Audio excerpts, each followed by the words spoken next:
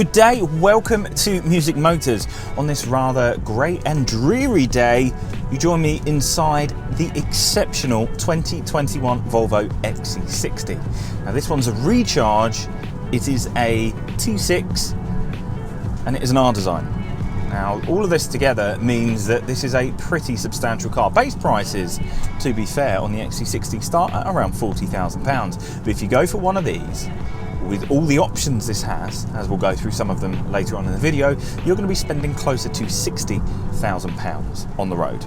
Now this one's powered by that 2-litre petrol engine, 253 brake horsepower with an extra 87 horsepower coming from the electric motor, 350 newton meters of torque. But really this does mean that you have a 0 to 62 time of 5.9 seconds, not much slower than a Golf R and S3, a top speed of 112, but because it's a plug-in, it means that you can get up to 112 miles to the gallon. Or if you really want to, like 33 miles of pure electric driving around town, and then you recharge and go again. You probably didn't even have to put fuel in it if you did short enough journeys. So in this episode of Music Motors, I'm discovering the 2021 Volvo XC60, talking about the plug-in hybrid technology, talking about just how this is, because this is an interesting one for Volvo. They're going up against quite a lot of competition this time. Outside then, where all Volvos have a very distinctive character, aesthetic, design language. You can't question it, it is Volvo. That front end has grown over the years. Not in that it's grown in BMW grille size grown, it's grown up. No longer do we have that flat-faced 850 or Volvo 240 kind of face going on. Whilst the grille is bigger, not BMW 7 Series big, it is bigger, but it also has this nice design aesthetic to it, this roundness. The light clusters have these epic daylight, daytime running light integration that kind of comes on as you come up to the car as well. A very distinctive light cluster that really makes it stand out against any of the competitors. It's a very unique design, it's very, very nice. The light clusters themselves are very nice. The front lines are waving and bouncy and equally aren't too curvy and have their own sharp lines. Front end is very, very cool to look at, very nice. This one's finished in fusion red, metallic paint option, a cost option. When you get to that side profile, and that's where the XC60 for me has it pretty much nailed. Side profile looks great, 19-inch alloys, you can option for bigger. I'm surprised these were 19s, truth be told. I was actually expecting them to be significantly smaller because they're technically bigger than the wheels on my Jag. My Jag has 18s, and I was adamant that these were going to be smaller, but they're not. But it's because I guess you go for that SUV, that four-wheel drive design aesthetic. Does a pretty good job from that side profile of showing you it can go off-road, decent amount of ground clearance, but epic flowing lines, really, really nice design. Door handles have a great feel as you get in and out of the car. Genuinely, the side profile looks great. And as I said, for me, this is kind of the best of both worlds. I love the XC90, it's an epic looking car. The XC40 for me, I appreciate it's smaller, but it's a little too small. The proportions aren't quite there for me. This has the best of both worlds. It gives you this like big car design aesthetic whilst not actually being all that big. But again, side profile looks really cool. You get to the back and, well, if you can hear me over the rain, when you get to the back, you have that epic Volvo design language. That design language that we've seen slowly creeping through since, let's be honest, the end of 2009. Lovely light design, lovely flowing lines, and it just looks really nicely finished. This looks like a luxury 4x4, whilst at base price anyway, not costing it. That base price will still get you a very, very good looking Volvo XC60. The R design is where that sportier design aesthetic starts coming through, and it really is quite interesting how you can have a vehicle which looks as off-road capable. And bear in mind, you can have permanent all-wheel drive in this. Off-road capable whilst also being able to deal with suburbia and just the general day-to-day life stuff. The outside then for me is honestly very, very well refined. You put it up against something like a BMW X4, it depends what you're looking for, really. Genuinely, this is a lovely, lovely design. Is it any better than an X4? I don't know. Is it better than a GLC? I'm not sure. But for me, I really thoroughly like how it looks. I think it's really well finished. I think the proportions are absolutely perfect. But obviously, it's personal taste. Time for a good old-fashioned fuel economy test. This is the motorway one, so just seeing how the hybrid system reacts on the motorway, if this can get close to what it says on paper, how comfortable it is, and all the general road test stuff you would do when you're finding out how a car drives on the motorway. Let's go.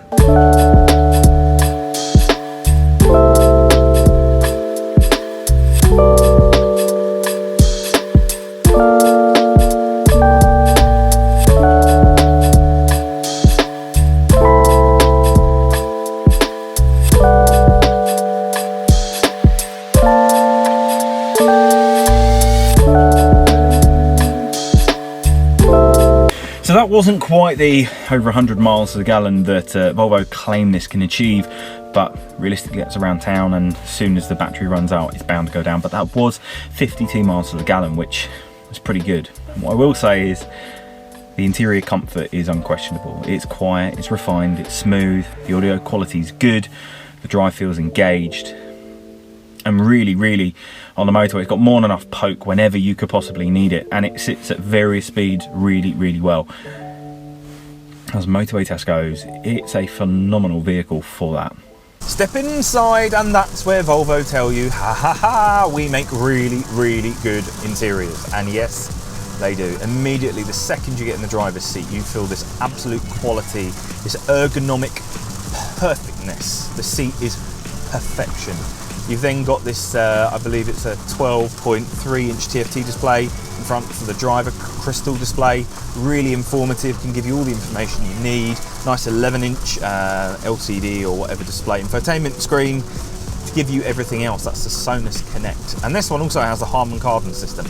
And I'm going to be honest, Harman Kardon in BMWs have let me down. Harman Kardon in a lot of cars have let me down, but not in the Volvo. Previous Harman Kardon I've had hasn't really been all that good, but obviously they've spent a little bit of time and refined it, because Harman Kardon in this sounds incredible, like truly phenomenal. Loads of punch, loads of kick. Yeah, it's not going to be as good as a $2.5 grand, you know, Bowers and Wilkins system, but it does a pretty good job of making sure that you know you're listening to some really good music, and it does a very good job of filling the cabin with noise. Comfort ride-wise, it's pretty quiet inside the car, except when it's raining relentlessly in the middle of a review. Of all times I could have picked to do this. Genuinely, on the motorway at 70 miles an hour, you'd have no clue what was going on. It's absolutely silent, and especially considering the fact that as you're going along, the engine will kick on and off as it wants, unless you're driving it in pure EV mode, in which case the engine is just off. Passenger comfort-wise, really actually quite good. You can annoy your passengers by controlling their seat, at least front seat passengers, by your driver's seat, which is absolutely hilarious because they don't know what's going on. Now this one's also got optioned in rear heated seats, at least on the sides, and trust me, they heat up really fast. Rear legroom, genuinely pretty good. I've got this car set up for me, and when I was in the back rigging the cameras up, I genuinely did think to myself, like, the seat behind me has got loads of room, and the seat over here, which is actually considerably more pushed back, there is still plenty of room. Boot space, absolutely bundles. So quite easily can deal with family life. Now from my Music Motors point of view, it can take the amp, it can take the pedal board, it can take the music stand, it can take a load of other things, but it's not quite wide enough of an entry to take a bass guitar. That's it. It's the only issue really. If you were only taking the bass guitar, then you'd be able to do it pretty much with no problems. Back to that front seat though, I mean, honestly, visibility is fantastic. This one's got the optional heated steering wheel, something which I now say, without question, my next car absolutely has to have. And honestly, the front is lovely, panoramic sunroof. It feels spacious, it feels really well built.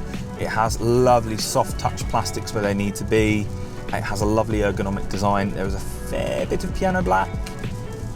So over the years, no doubt this is going to end up getting scratched, but otherwise the interior is a blissful place to be. Standard town fuel economy test, nothing too heavy. There should be literally no traffic, but this is seeing if that 21-mile range is actually relatively achievable and how it kind of goes as you go through your daily driving. So lock, visibility, comfort, Sound system, let's go.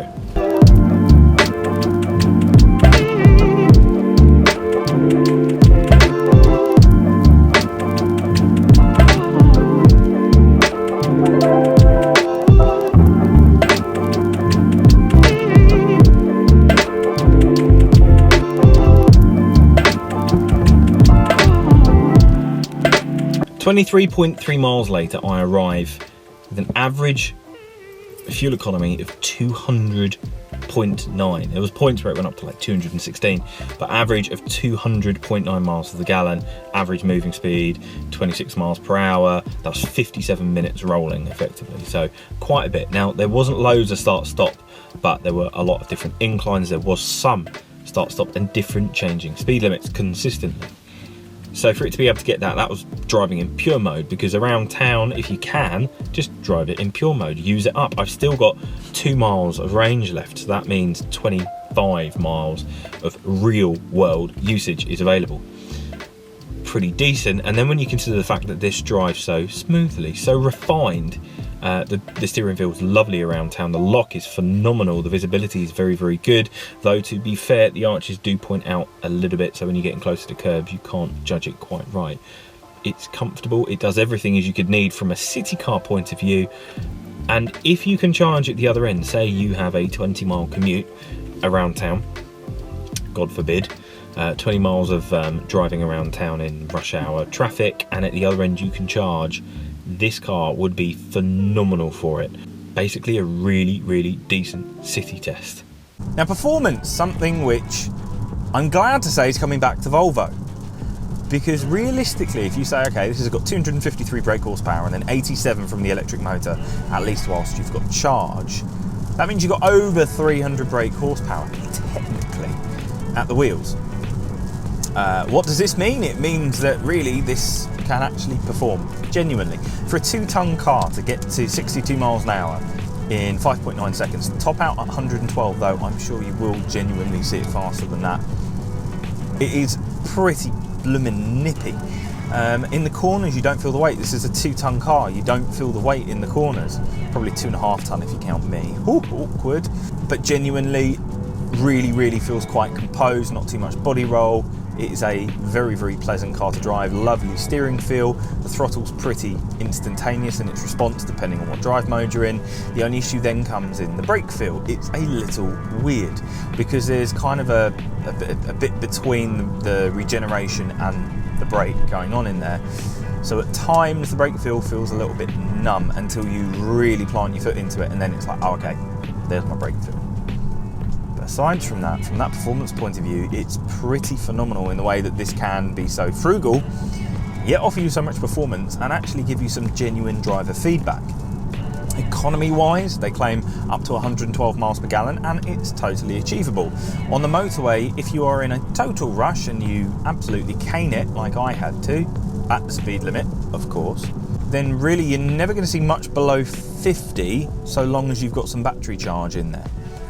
Without battery charge, obviously, the car then has to start to regenerate some battery power, and as a result, turns the engine into a generator, and much like the Mitsubishi Outlander PHEV, becomes a little bit juicy whilst that's going on.